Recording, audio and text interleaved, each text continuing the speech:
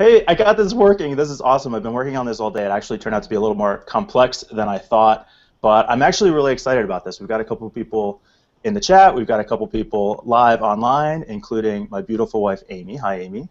Hello. And then we've also got Dr. Bill. Welcome, Dr. Bill. Thank you for having me. Oh, I'm trying to switch between all. So I'll get this all worked out. This is a little bit of a test. This is the first live broadcast for this Hangout.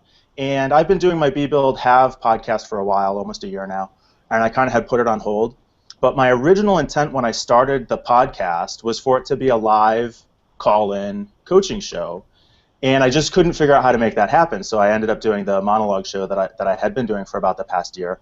But this is what I've always wanted to do, and it's really based on a group that I used to run. Dr. Bill attended, and it was a weekly marketing mastermind group, and we would end up talking about business mindset stuff and sales and marketing and time management and a lot of great topics, and everybody would say, this is the best meeting of the week. I love coming here. I don't want to miss it. But I just couldn't keep it going live in person. So this is my attempt to merge and tie everything all together. So it's intended to be fully interactive. We've got people live on the video. We'll talk through some things. If you're in the chat, submit questions through the chat. If you've got something that you want to participate in, I think there's a button at the top of the chat window that you can request to speak. Like I said, I'm still getting all this figured out. But what I typically do to start these meetings is we'll go around and just share a win, something positive from the past week. And this sometimes will stump people initially until they get used to thinking this way, but it really sets a positive tone for the meeting, and it's important because as business owners we can a lot of times get our heads stuck in the weeds, and it can be really difficult to pick our heads up and see that we're really doing something awesome. And so this is our opportunity to celebrate that a little bit. So my win for this week is getting this webinar going. I've got a lot of things going this week, even during a time where I'm working through some personal things. A huge amount of business stuff is taking off, and so where last month's focus was to generate a lot of action and speed, this month's focus is to hang on tight and enjoy the ride, and we'll get into that a little bit more later. And I will go to Bill. Dr. Bill, do you want to introduce yourself first of all? Sure. Yeah, I'm Dr. Bill Moss with my own company, Keystone Specific Chiropractic Center, located in Wyomissing, Pennsylvania, and I met Mike probably about a year ago at the mastermind marketing meeting, and I was definitely one of those people who always had good things to say. It was always one of the most important meetings of my week, and I think one of the things I developed from that was Friday is still to this day kind of my work on my business and do the things that help me have the energy and keep the passion for what I do alive. It's where I do meetings, it's where I do things like this, it's where I do some networking, some developing visionary stuff. So it kind of still just holds true even though we haven't had that meeting. I've really put those things in place. And I would have to say my win for the week is I actually just got done having a meeting prior to this with somebody assessing to do some cleaning in my office. We're at the point where I'm going to bring somebody in, have them do some regular cleanings, and it's the gentleman who did it, we ended up having a conversation about my business. It was the first time in my office. He was so impressed, and he gave me a lot of feedback about the practice and his first impression from being there. And he used really specific words that nailed down exactly what I would want somebody to actually say who's totally cold, coming off the streets and having the experience in the office. And we were just talking business and networking. It was one of the most energetic conversations, one that's very similar to that you and I have on a regular basis, Mike, out of the blue, and it kind of fostered a new relationship for me. So that was a really exciting thing this week. I probably have more wins, but that's just at the front of my mind because it just happened. So. Awesome. So some of that is the validation that somebody coming in from the outside sees the business the way you engineered it and intended for it to be seen. Is that what you're saying? Absolutely. I mean, that's 100% it. It's like it's almost like I was putting words in someone's mouth. So, yeah, he was just regurgitating it back to me in a very good way. So. Yeah, which is exactly what you want from the culture. Yes. Companies. That's awesome. Along. Awesome. All right. So as I said, Amy is my wife, also somebody who I've had the chance to partner with in business and watch build her own businesses. I think a spectacular guest on the show, and first time she's being introduced to my BeBuildHave audience.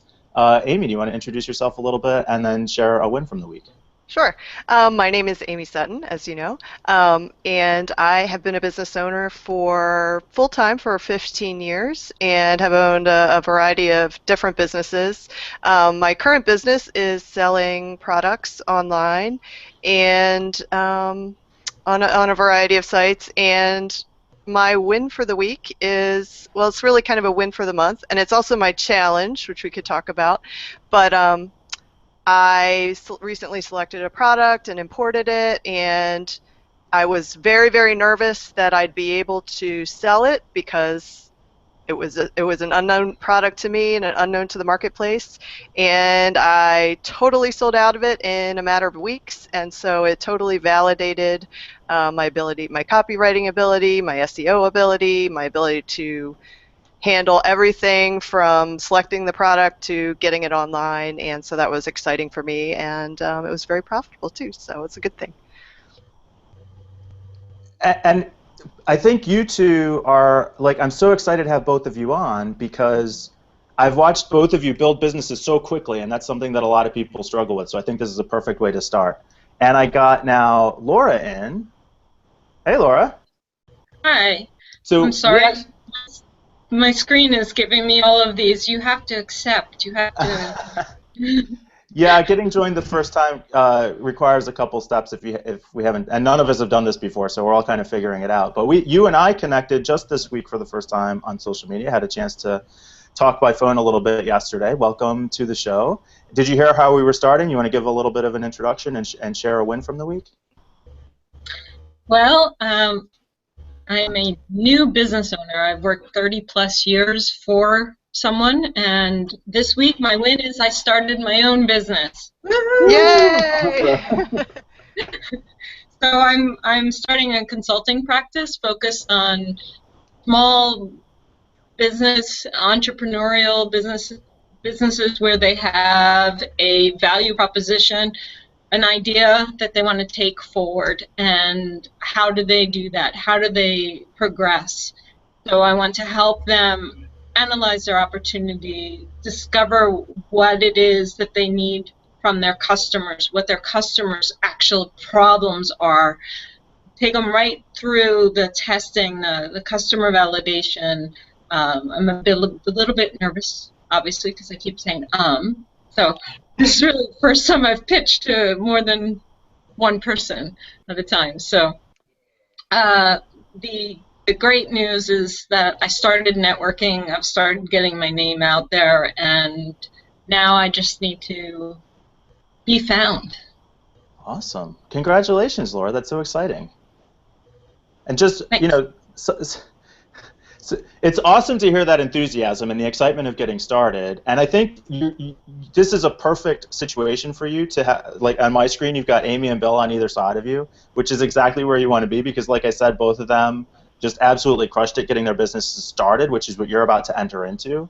And like almost nothing frustrates me more than when I talk to business owners and they've lost sight of that enthusiasm and they confuse their business that they're creating and building around themselves with just a job and hard work, and they just get sucked into that negativity. So that is what we are here to combat, and I'm really grateful that you three all joined. If anybody in the chat, I can see that there are about 5 or 6 other people that are on the webinar. Type your wins into the chat box. If you want to, there's a button in the top right that says request to speak. So we're trying to get, this is, like I said, fully interactive show. Submit your questions, submit your chat, and let's see some activity. I want to see some people's wins. So it sounds like our theme is growing quickly. I mean, maybe that's just the way I set it up, but I know that's where Laura is right now. And like I said, Bill and Amy both have great stories about that. Bill came to the networking group 3 or 4 months before you actually opened the doors to your business, moved from Georgia, had no business established, no leads, immersed yourself in networking, and opened the doors to a full book. How is that possible? That's what Laura wants to know, right? How is that possible? Yeah. Well, I mean, there's a lot of pieces to that, but and so many lessons I learned, and I could probably do a whole webinar on the things. But I think when I really kind of whittled that down to what made that successful was, one, I think I was going to my target market and I didn't know I was going to my target market in some ways. But the second thing was, I think it was the way I prepared myself for everything that I did.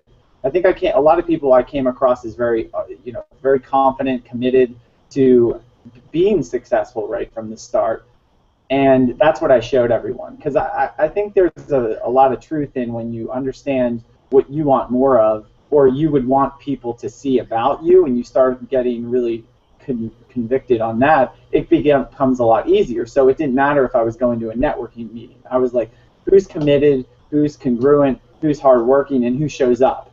Because the only thing I could do was create an example of how I was going to be in business prior to being in business. And I wanted to work with committed people, so I was going to commit. And I made a lot of commitments. The only thing that made me like fearful was when my schedule wasn't full, when I didn't feel I was moving forward. And that was multiple platforms, from going to networking meetings, from developing my website, from developing content, to understanding my systems and procedures within my office. I mean, if I was working on all those pieces at all times, that could have been crazy. But then I kind of broke it down into, when can I be on the streets meeting people in different events, going to ribbon cuttings, going to networking meetings, and then when can I be working on my content early morning, late evening, where there aren't relationship opportunities.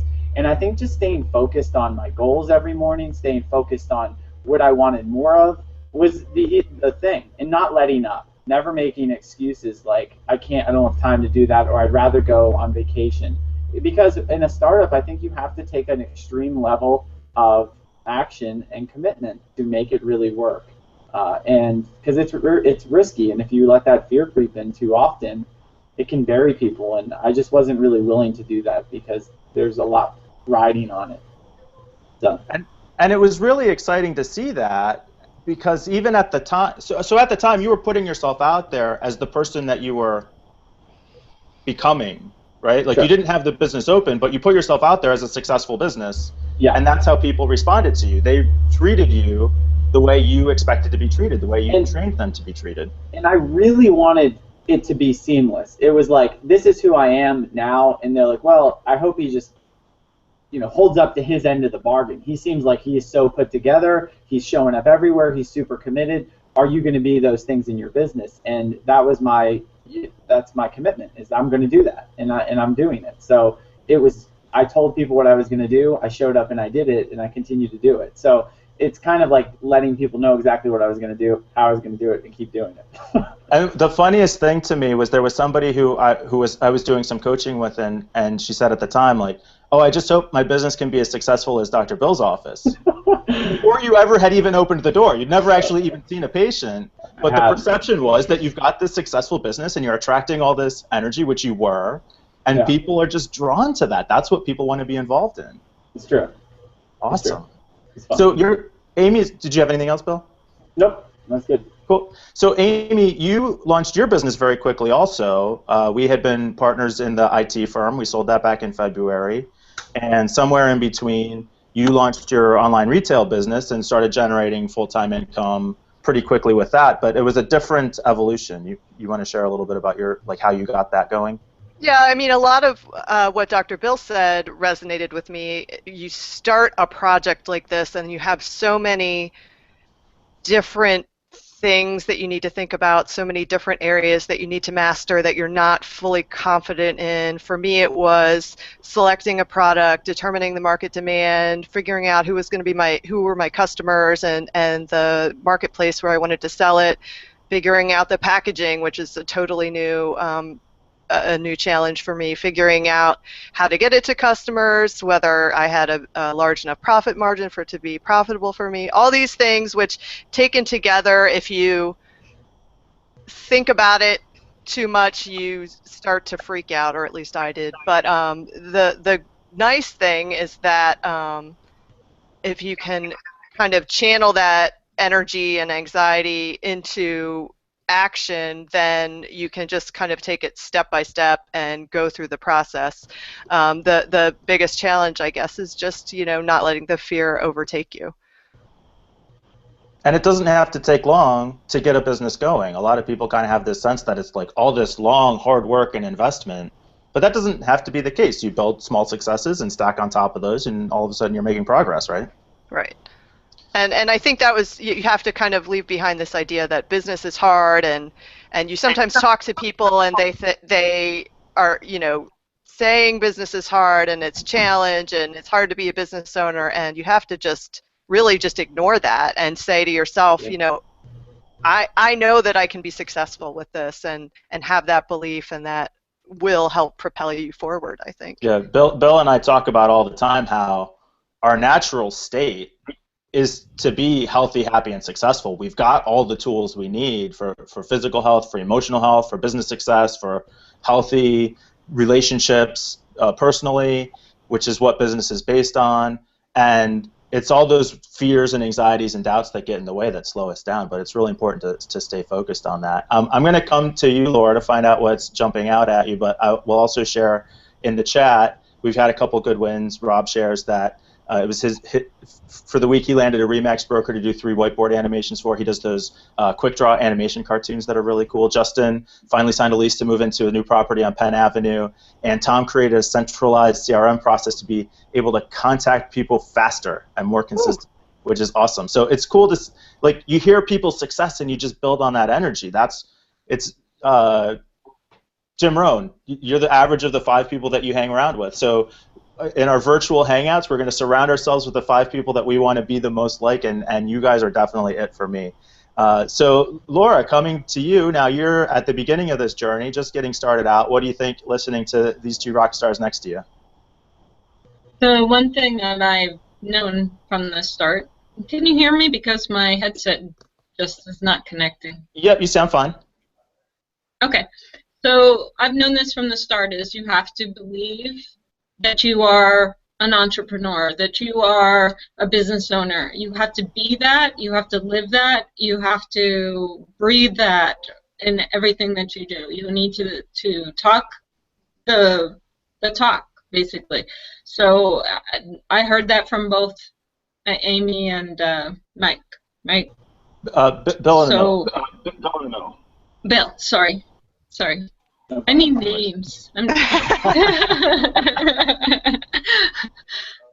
That's probably one of the biggest things I'm going to have to be concerned about, is remembering somebody's name. So, I'm going to a networking environment tonight, and I have to remember to repeat the name, so seconds later I'm not forgetting the person's name. That's one of my biggest challenges too, Laura, and I think partly it's just a matter of accepting yourself and knowing that that's a win, and partly that you'll get better at it. Yeah, I think I'm at the stage of what I heard from Amy is really understanding my target market. I actually have potentially 2. There's a split. So I need to test my hypothesis. I need to actually walk the walk that's on my website that says, this is what I'm going to do for you.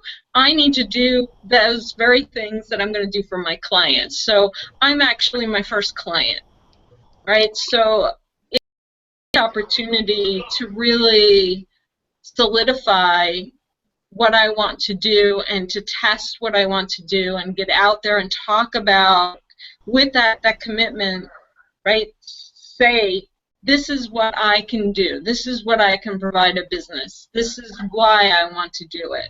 And I think it's important to explain why and not just what, right? What is the core reason for me going into business? Why do I want to help entrepreneurs? Why do I want to make them more successful?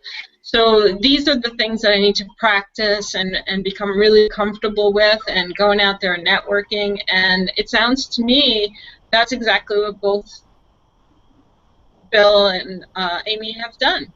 Yeah. They went out there and believed in themselves and spoke about it. So I want to dig into that a little bit more with you, Laura. I'm getting a little bit of feedback from your computer. Any chance you have some headphones or earbuds you could throw in so that we're not getting ourselves fed back to us? I am actually going to try again because something just popped up. And let's see if I can unmute My headset says it's working.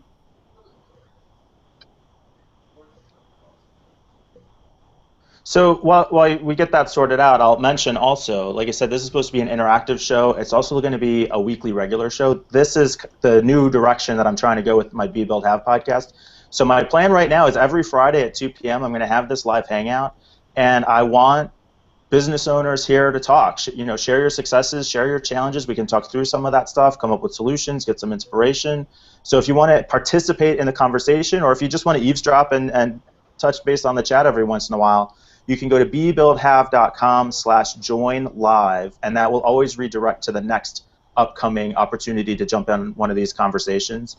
And this is what I'm doing it for. I want that interaction. I want people coming on to be involved in the conversation, to be getting past their business challenges, to be participating in the chat and surrounding themselves with the people that they want to be like. You know, the people who are where you want to be. That's what this show is for. So let's keep that going. Are we back with Laura now? She looks muted, Mike. Yeah. How do I unmute her? She's unmuted. Are you there, Laura?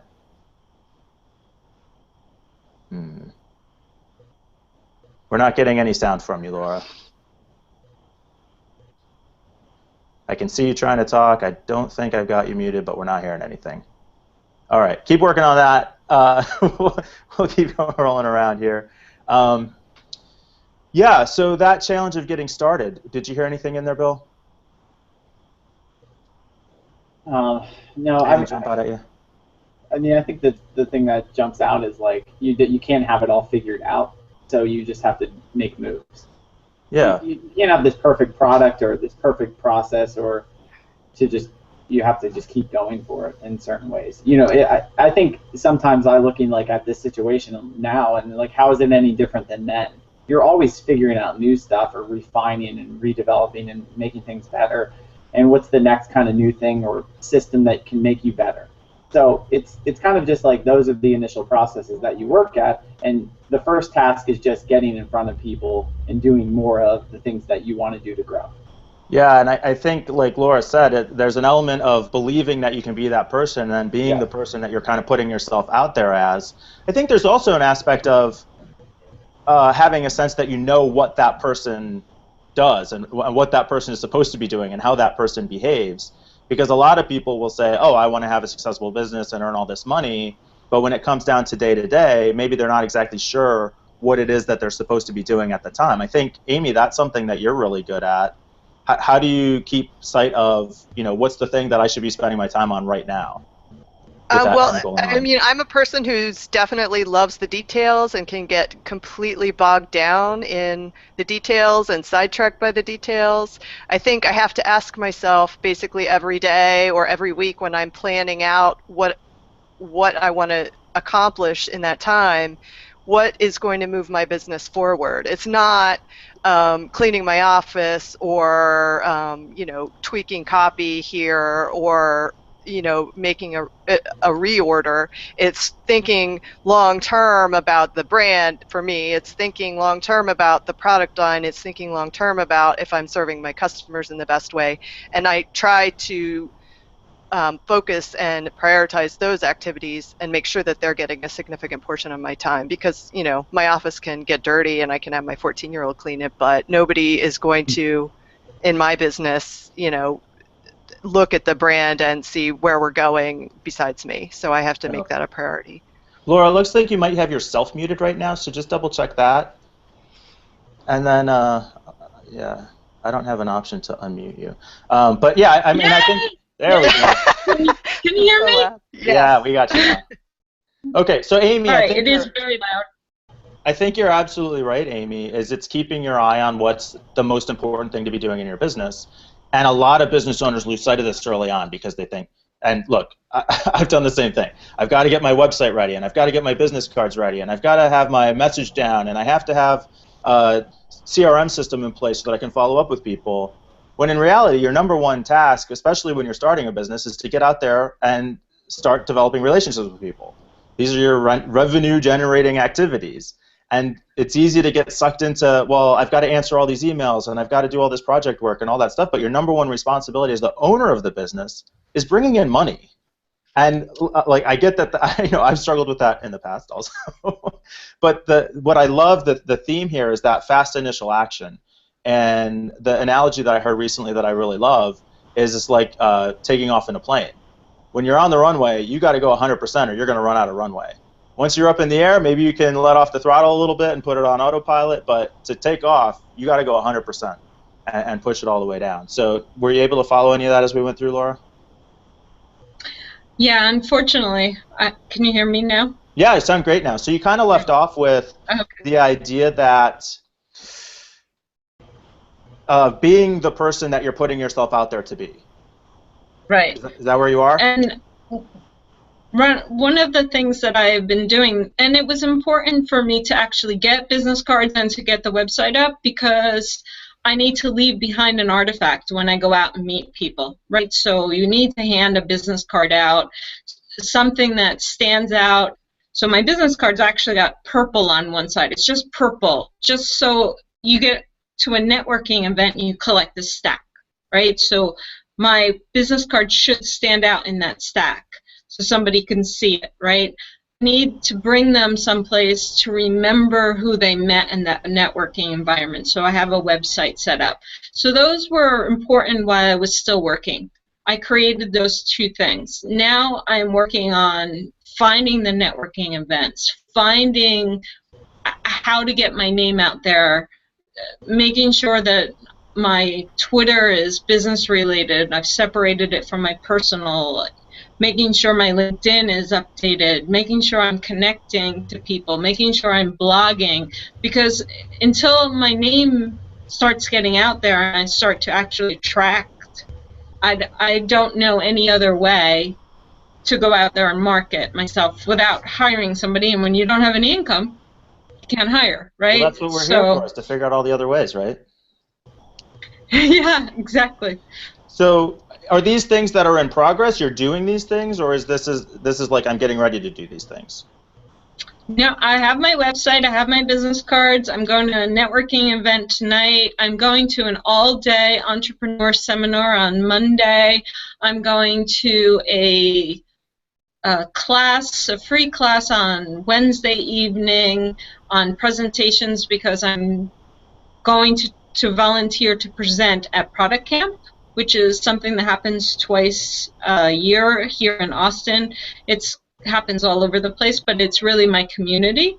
So there are lots of opportunities for me to get out there. There are multiple websites that I've engaged with to get on their mailing list to find out what events that they have. I have a networking after work event going on. So everything that I could possibly get myself involved in, whether it's teaching, networking, presenting, anything, that blogging, which is not exactly my strong suit, but as a new business owner, we have to learn.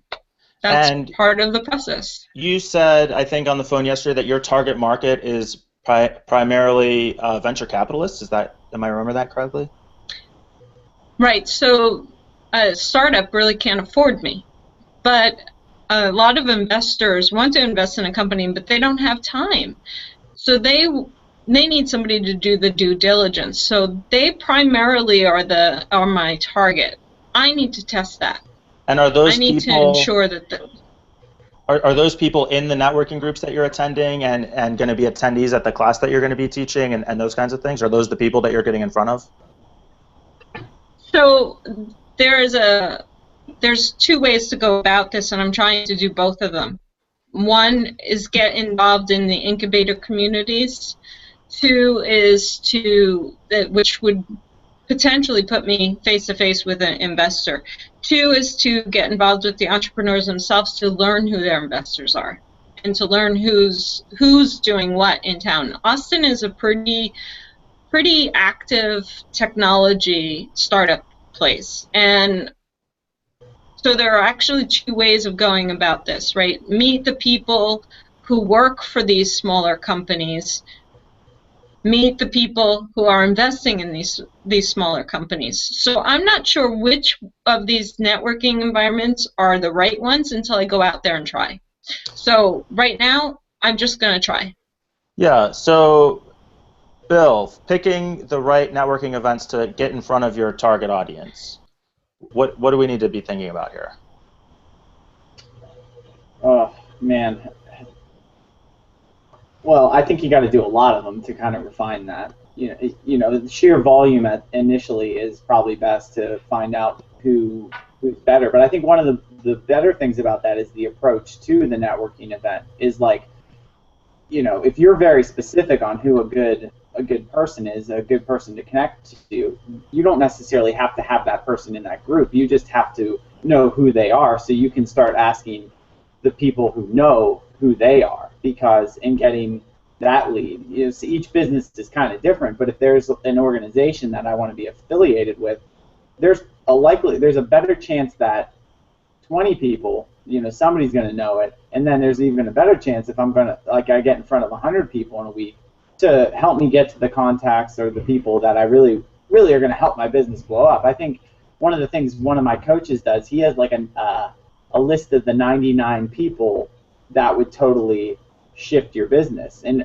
really understanding who those people are, so then you can start asking for those people, calling upon them, because there's always connectors out there. So no matter how big or small a networking event, or if you have an opportunity to speak or not, there's always a chance that the clearer you are on who, what company, and the people that you could do your best work with, who knows them. And that's kind of the approach, I guess. And really goes to the difference between showing up at a networking event, not knowing who you're looking for, and say, hey, can you introduce me to somebody who might be able to help, versus, do you know John, or do you know the CEO at this particular company, and then you're giving somebody a target for who you can look to. Yeah, exactly. It would be like, a good example is, I know in one of my networking groups, a guy who's like, hey, who can get me in charge of, he's a pressure washer, and it's like, hey, who can get me involved in the grounds and maintenance of the local hospital, or the grounds and maintenance of, who knows a contact within that, that's because that's a big account for somebody like that. So just kind of understanding your bigger picture, the people that are going to be like, I'm looking for this venture capitalist, okay, what company, what per people, just a little bit even more whittled down, it makes it easier for the people who are going to help you. I think the other thing that I heard was maybe a little bit of uncertainty around what exactly your message is and who you should be talking to. And so I almost think there's an element of, like, going back even to this idea of, can I be the person that I say I am on the website?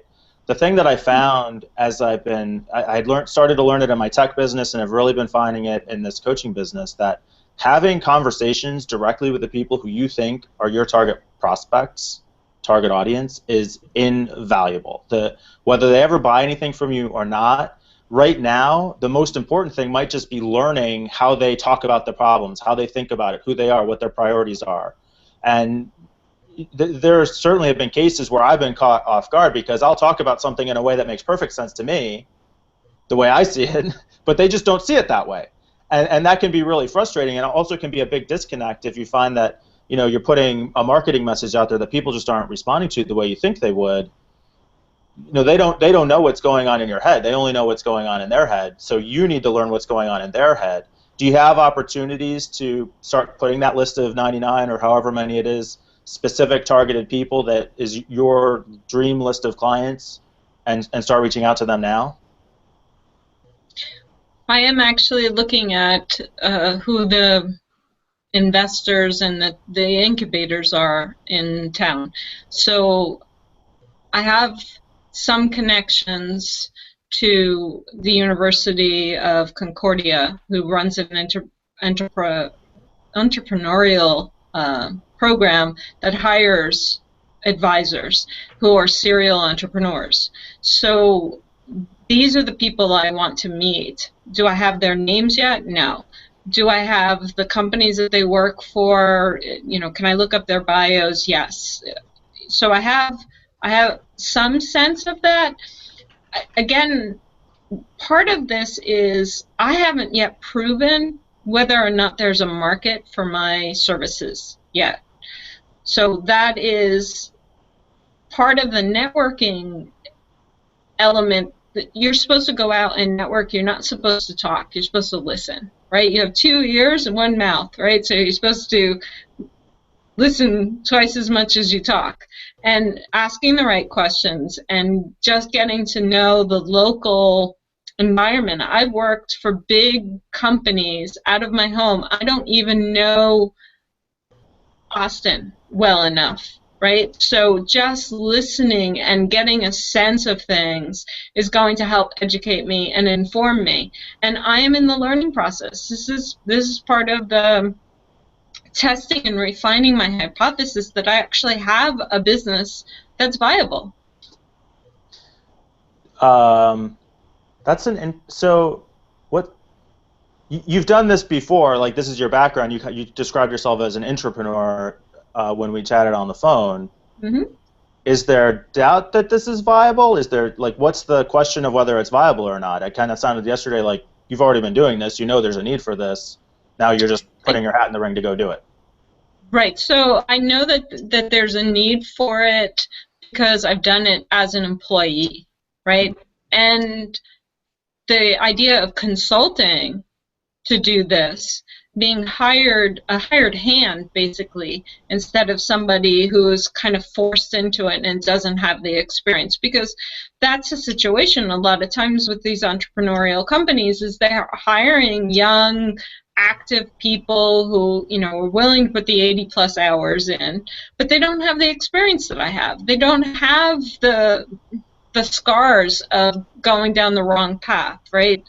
That's what I'm questioning, is whether or not somebody's willing to hire a consultant to do this rather than just throw one of their employees into this situation and hope for the best. And I want to ensure that my message comes across, that I'm the person who's going to help whoever that employee is gain the experience, guide them, coach them, move them forward to ensure that they have a viable product in the end. Yep, I hear you. So when you kind of described yourself as somebody who is into like the holistic approach to business and life. Can you just, and this is kind of a little bit of a transition, but like talk a little bit about that and how that works in your life, in your business. Because I totally agree with that. I know Amy and Bill do also, so you're in perfect company. I want to hear your perspective on that a little bit.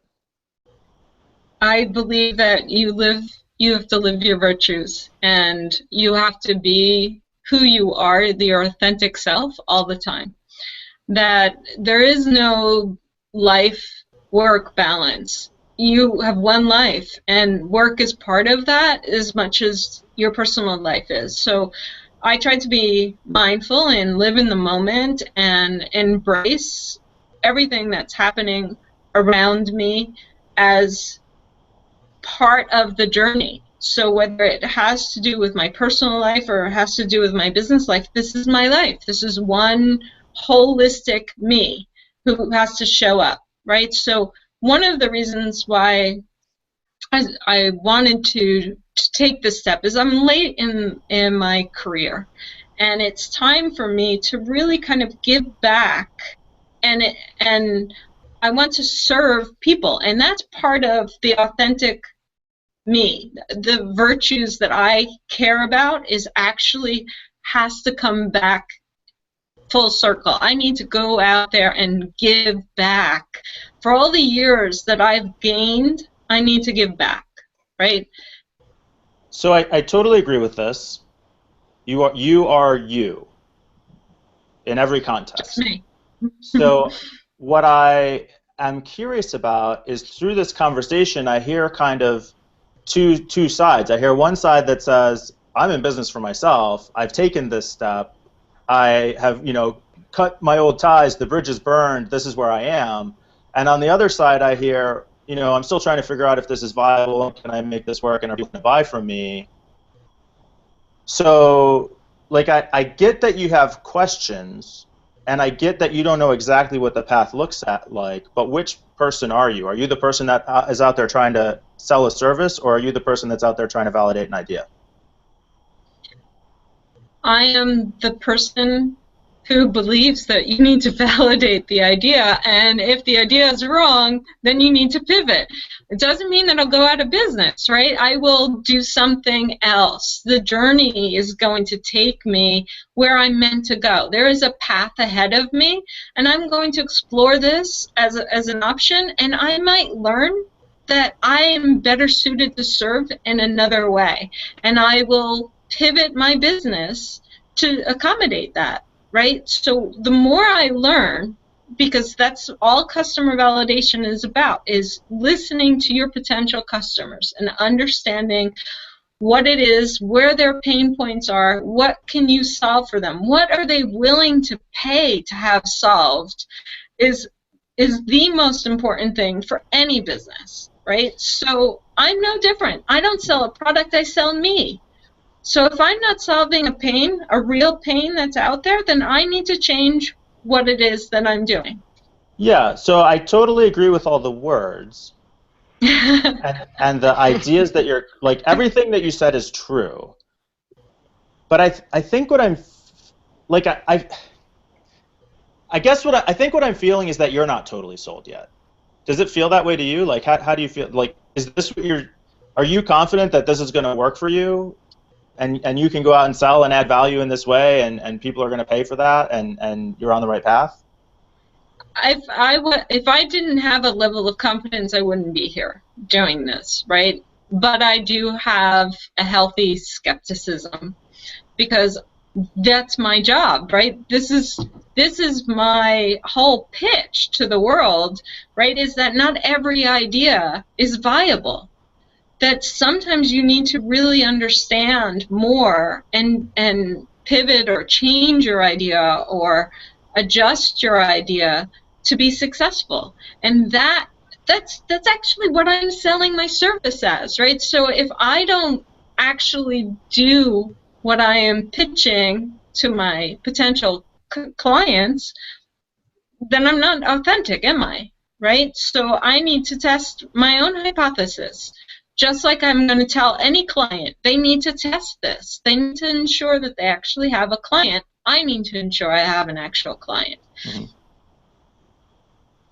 So what gets you a client the fastest? Because that's the proof. The proof of the idea is when somebody pays you money to do it, right?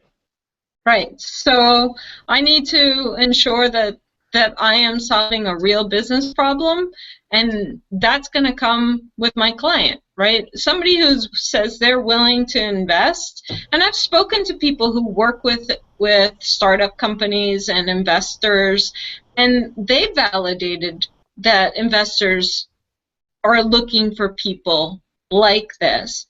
I have not personally been in there meeting them face to face, so that's the next step. I have had some validation that has propelled me to this point.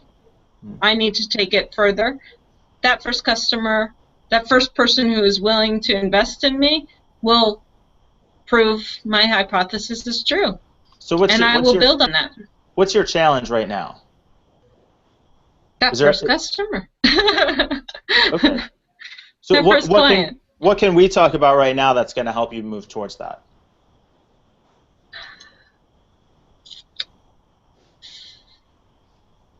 I think my challenge right now is getting really comfortable with talking about what it is that I'm presenting to do, right? Yeah. You can see that I stutter even trying to get my message across, because the more I speak about it, the more comfortable I become, but I need more opportunities to talk, to vet, right? To get out there and have my voice heard and to preach what I believe. And that's why I want to present. That's why I want to potentially go out there and teach. How did you, you said you did this as an employee. How did you talk about it when you were an employee? Is it different, really? I mean, you're a business owner now. You're in charge of all the things, but, I mean, yeah, is that affecting your confidence maybe with it? Well, it is interesting, because I knew going into this that selling myself and marketing myself would be one of my biggest challenges. how I talked about it as an employee is I was hired. My last job, I was actually hired because I'd worked in innovation cells for SAP, you know, a very large software company. And I did for years many startup ideas within the organization. And this company hired me to see if I can salvage something that they had in an innovation cell, right? So I have been hired as an employee to do these things. So how do I go about selling myself as a consultant to do these things? So, like, I feel like there's a push and pull here. Like, what's the, you've done it, you know there's a need, you know that this, you know there's a pain, you know you have a solution. All right, Bill's telling me that he's got to sign off. No problem. That's thanks for joining us today, Bill. Bye, Bill. All right, thank you. I have to It was go awesome somewhere. having you. Bye, Bill. Well, thank you. Yep, I'll see you guys next time. All right, thanks, Bill. Bye. So, like, there's this push and pull that I hear between, I know what I'm doing, but I don't feel totally comfortable talking about it. And I think this is what I'm hearing in like the networking and market research. Like, I get all that stuff, and all that stuff is true, and you do need to validate those ideas. But at the same time, the market wants to be led. Your customers want to see, want to perceive strength. They want to confidence is your most attractive quality to other business owners. This is what we talked about with, like, getting started quickly at the beginning of that podcast with Bill and Amy. That you're putting yourself out there as the person who does have the answer. And yeah, absolutely. Through those conversations, you're going to learn that you need to adjust how you talk about it, and the needs are a little bit different, and the proof is in the pudding if you can actually close a sale or not. But it's that confidence, I think, that I'm really picking up on, is that, like, I still have all these unanswered questions, so I'm putting myself in these situations to get answers. The purpose of the networking events, the purpose of going out, is to sell yourself, right? So yes. It feels like a competing goal. So are you right now going out trying to sell business, or are you going out right now trying to do market research?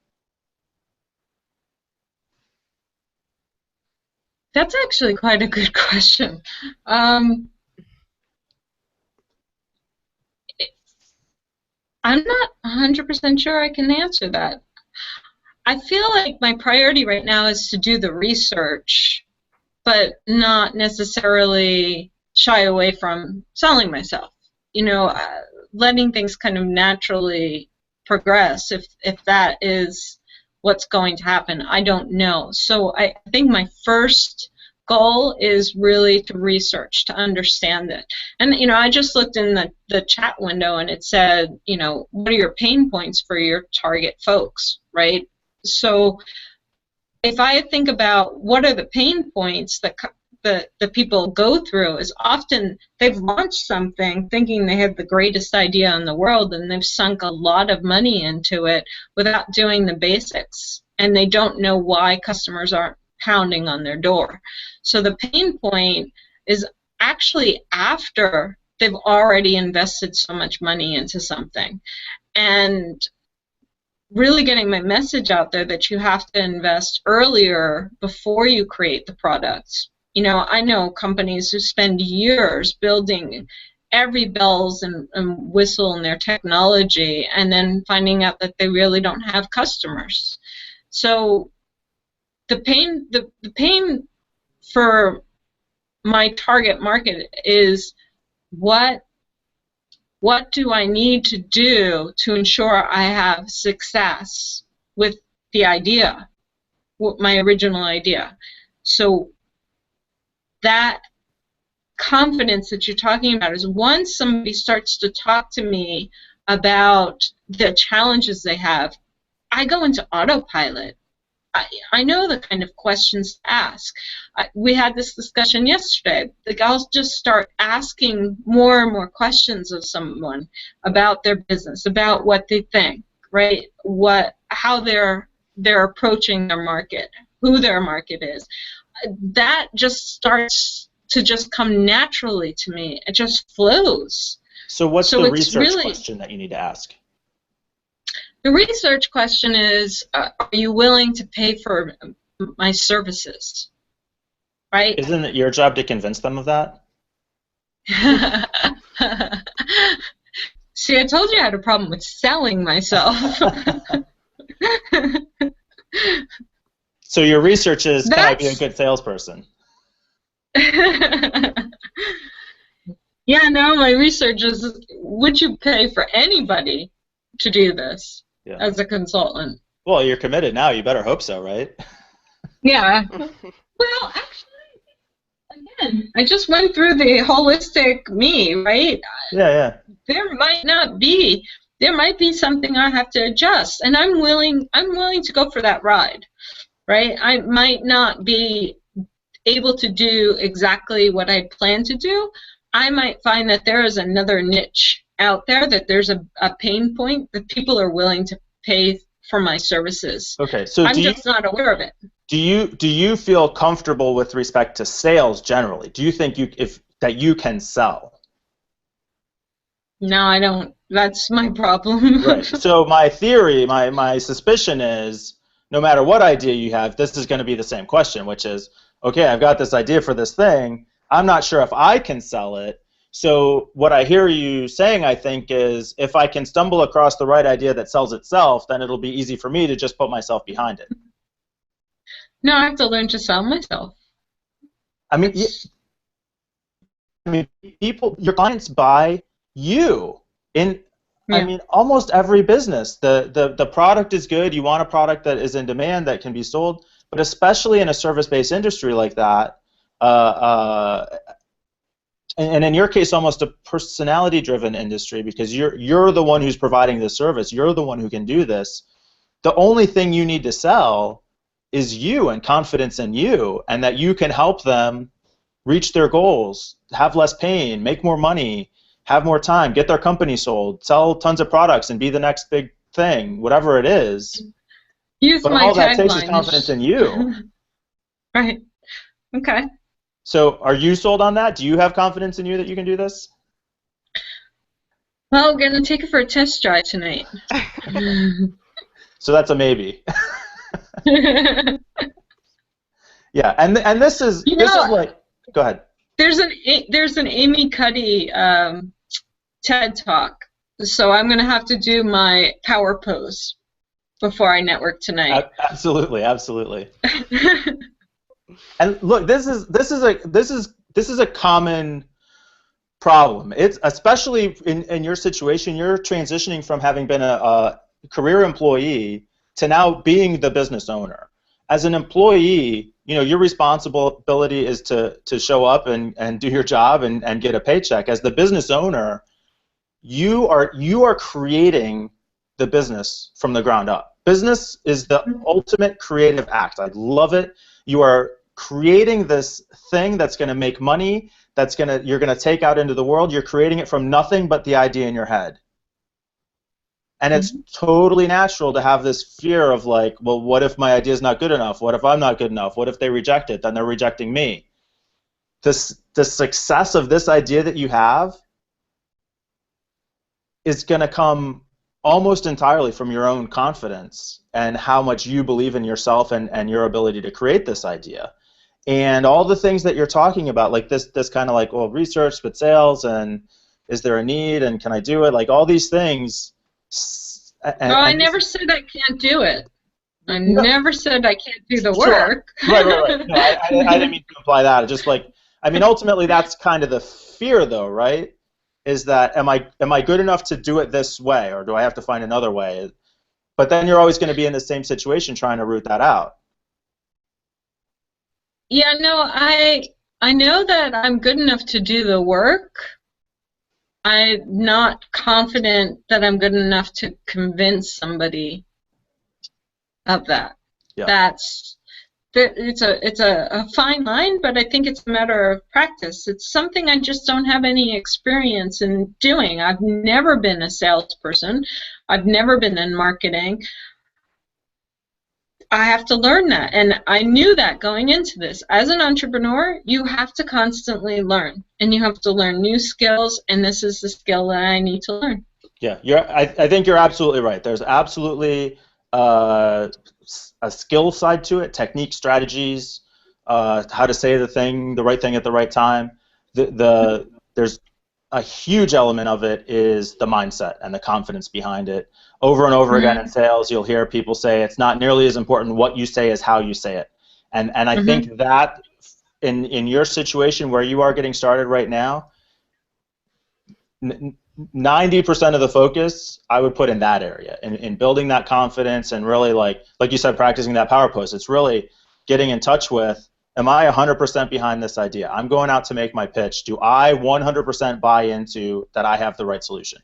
And I've struggled with this stuff myself, absolutely. When I shifted, I struggled with it in technology.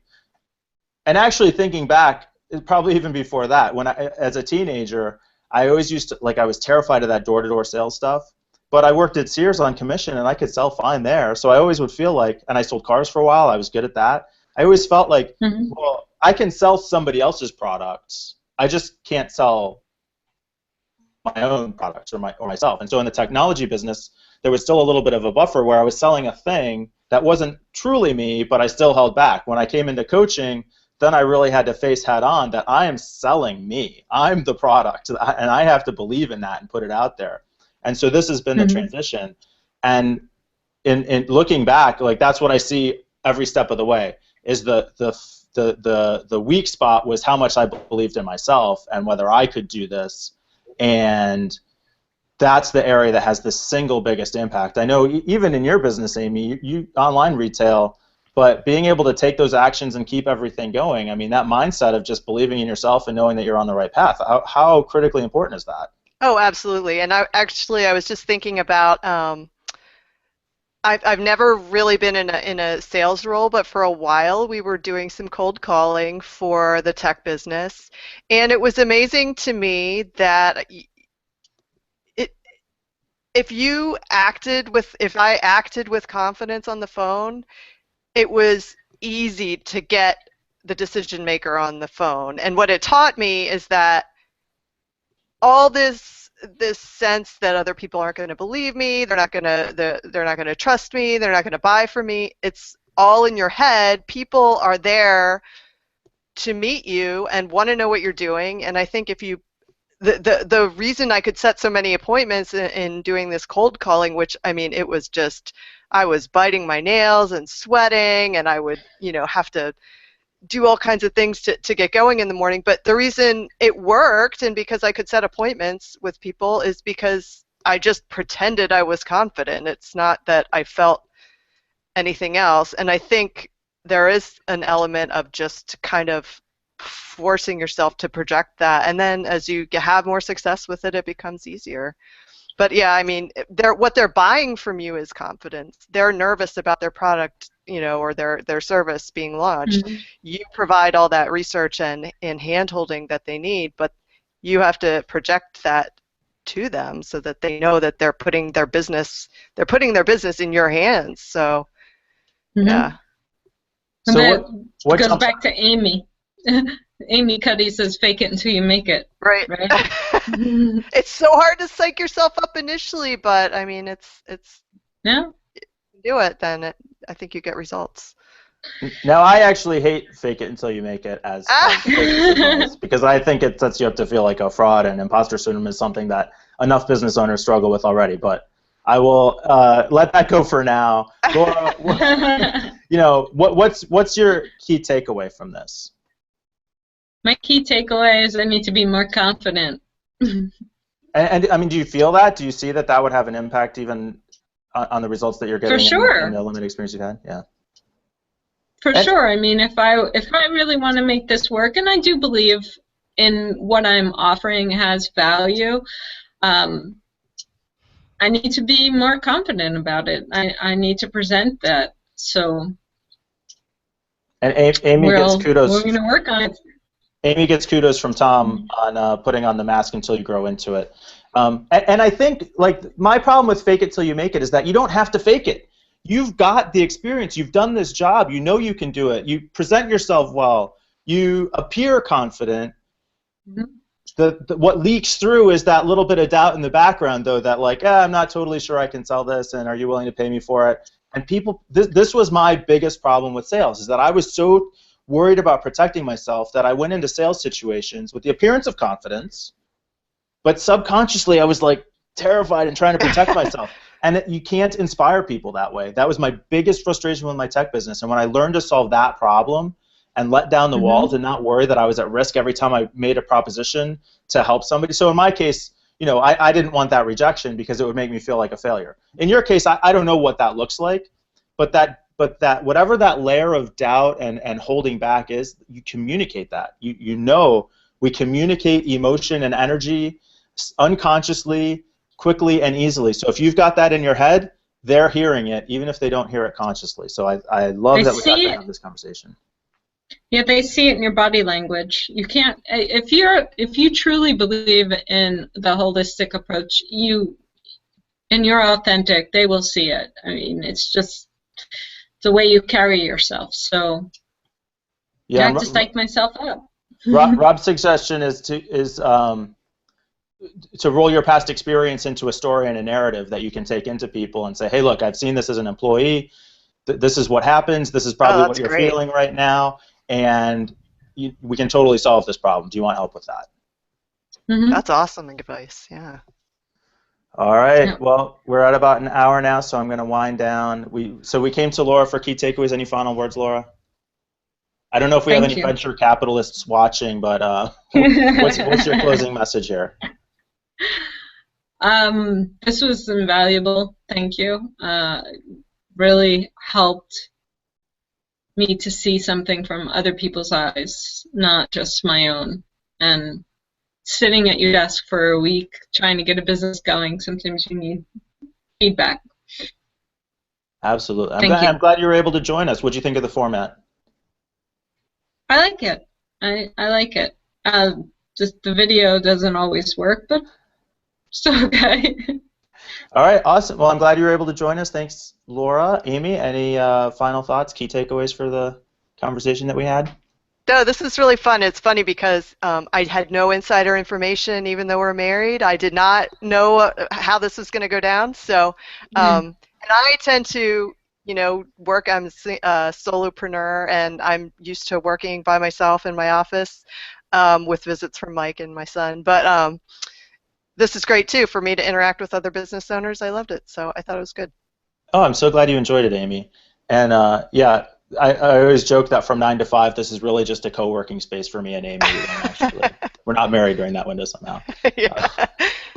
Yeah, I think this was great. I really there's a lot of activity in the chat window. There was a lot of activity on the call, obviously. And I think these are great conversations because these are the kind of challenges. Laura's getting started with her business right now, but a lot of business owners have these challenges every day for sometimes years, and they can get past it enough to struggle by and have enough to pay their bills, but they can't get ahead, and they can't build the business they want, and they can't take the vacations they want and spend the time with their families that they want. And time and time and time and time again, it comes back to exactly the same idea. Are you completely sold on your ability to do this and your confidence in going out there and presenting it to the world? Because if you're not getting the response that you want, it's only because you're not putting out what you think you're putting out, or it's not being. The ways in which this can all break down are kind of limitless, but it all comes back to the same cause. If you believe in yourself, if you trust yourself, if you're adding value to the world, you're almost guaranteed to be successful. I think so many business owners focus on the things they can't control instead of the things that they can control, and vastly underestimate the impact that the things they can control will have on the results that they get in their businesses. And so I really appreciate you joining me. I'm going to release this to my podcast feed, BeBuildHave. The video will be on BeBuildHave.com. And like I said, I'm going to keep this series going. So every Friday at 2 p.m. for the foreseeable future, we'll have these get-togethers. So if anybody out there, business owners, want to jump on and be involved in the conversation, just be on the live chat to interact with other people. We've had some great activity from Tom and Rob and Zola. I really appreciate having you guys here. Really appreciate Laura and Bill coming on to join me today, and Amy, that I was finally able to introduce her to my BeBuildHave audience. So until we speak again, be the person you want to be, build the business you want to build, and have the successful life you want to have.